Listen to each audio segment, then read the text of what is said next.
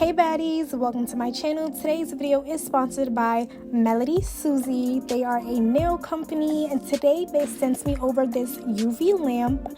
Here is this panel that they sent me, a user manual, with all the instructions and information about the device, how to work it, its battery life, all things of that sort. So here's me just unpackaging the lamp. They also gave me a charger for it, of course. And here is a preview of the lamp.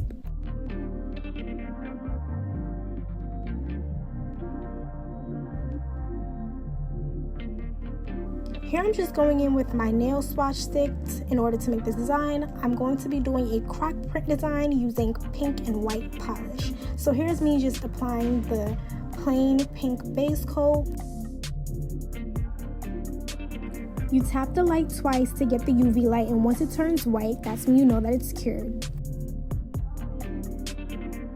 Now this video is more so about the lamp, not really a tutorial about the design, but I'm gonna just give y'all a quick little run through about what I did. So as y'all seen, I just put a pink base coat and then I went in and applied a thin layer of the blooming gel, and here I am just applying the white polish to create my crocodile effect. Now once I'm all done with that, I'm going to place my swatch stick underneath the UV lamp and I'm going to tap it once to make sure that it turns blue, and then I'm going to wait for the lamp to turn white, and then that's when I know that it's fully cured.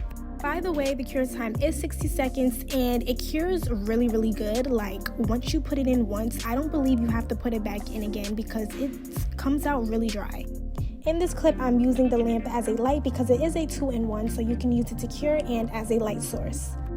The body of the lamp is also very flexible. I just wanted to show you guys that. I just put the lamp in 2 different positions so that you know that it just doesn't have to be set one way.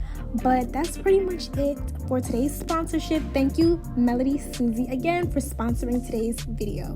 And look out for the coding info in the description box below.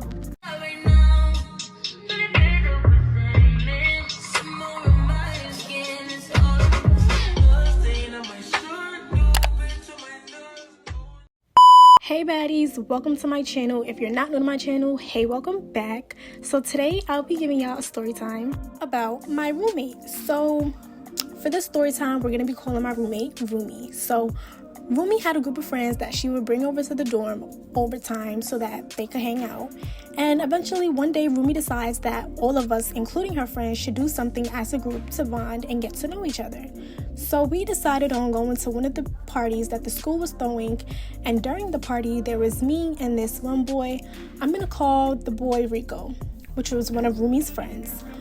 During the time we had spent together, me and Rico really clicked. Like everyone in her friend group was cool and all, but me and Rico just connected more and we had like a lot of common.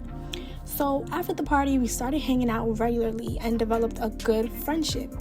About, I want to say, a week later, Rumi sends me a text. I believe I was in class at the time, I don't know.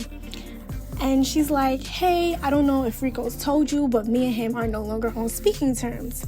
I'm not trying to ruin what y'all have or what y'all have going on, but I just thought that you should know. And I'm like, I'm sorry to hear that. Out of respect for you, would you mind if we still keep in contact? Because I didn't want to get in between their beef because I was cool with the both of them. So I asked Rumi how she felt about us still talking or us talking in general. So she tells me, no, it's fine. So at that point, I'm feeling kind of uneasy because I'm thinking like, damn, should I really still talk to Rico? Is Rumi actually gonna be okay with this? Eventually, I just stopped overthinking and just continued to talk to him because, like she has said, she didn't mind and it wouldn't be fair to me and Rico's relationship at the end of the day. So later that night, she sent that text. Rumi starts acting weird. Like she's barely saying a word to me, being more distant. Our communication was off and you could tell she was, which I found to be weird because she told me it was fine if me and Rico were cool. So why are you acting this way? I decided to give her her space, figured she just needed time to herself, being that her and Rico weren't on the best of terms. But that time turned into like a week. More than a week had went by and we hadn't really been speaking like that.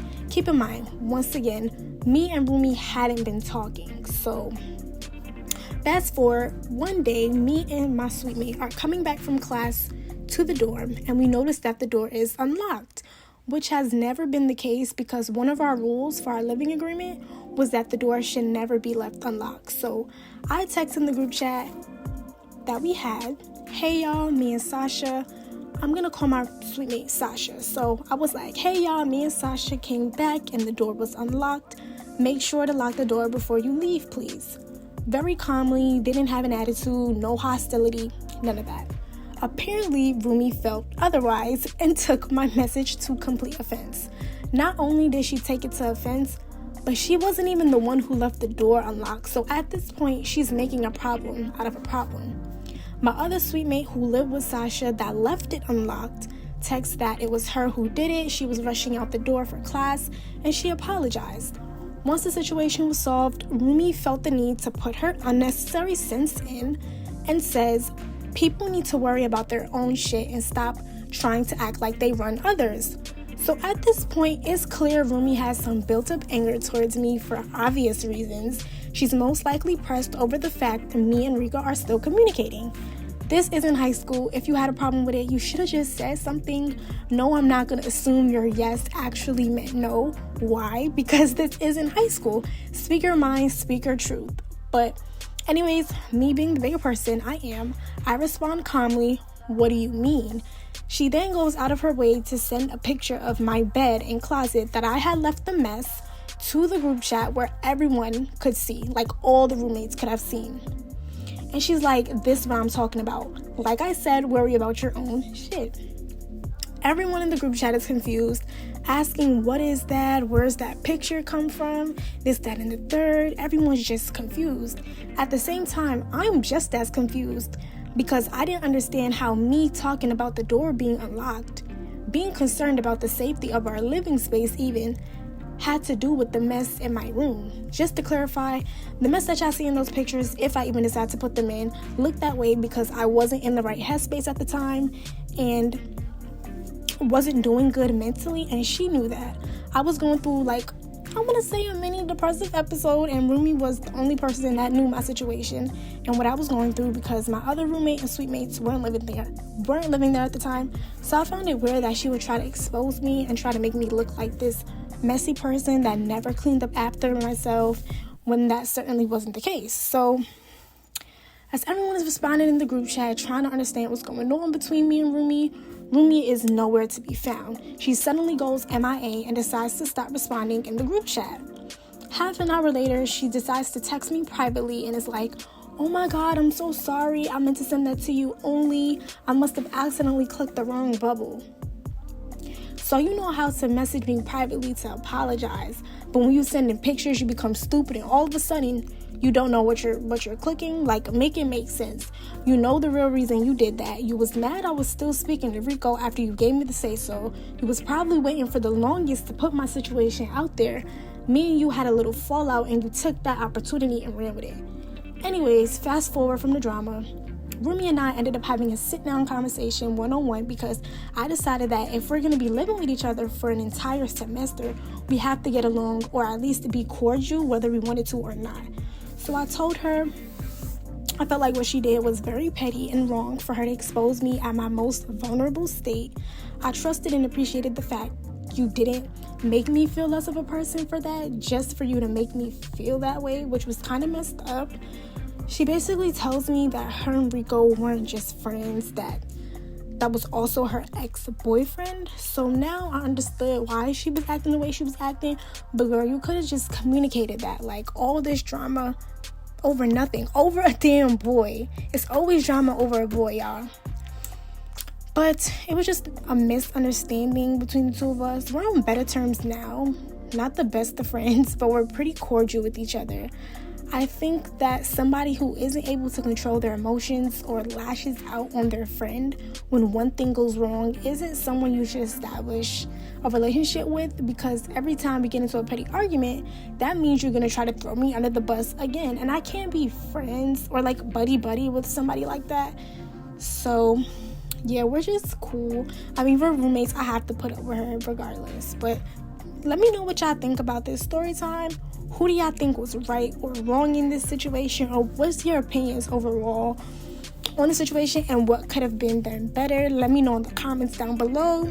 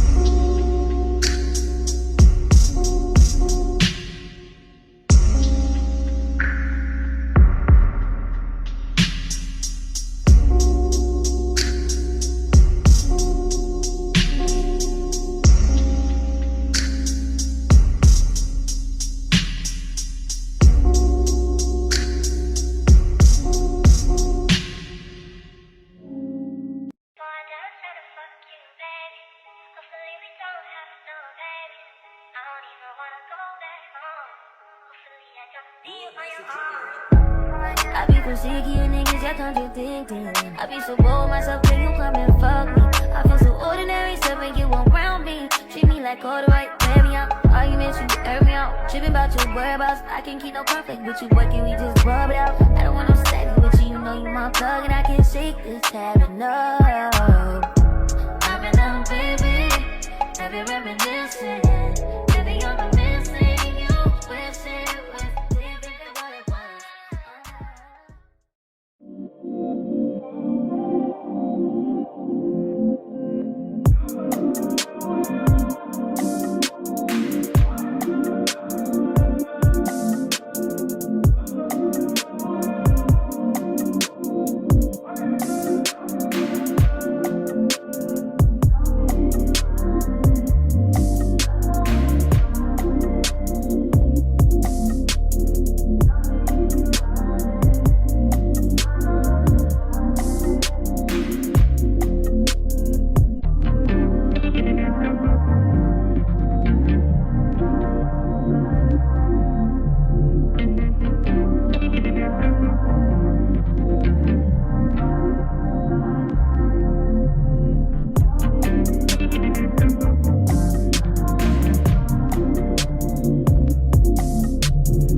Time to reveal for what you guys have finally been waiting for this whole video probably.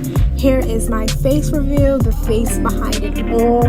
Now I don't take many pictures, but here's a couple videos of my face. Y'all always ask me what do I look like, and here I am. I also wanted to thank you guys so much for getting me to 10.3k subscribers. I love you all so much. I cannot explain how thankful and grateful I am for you guys' support. Please continue to show love.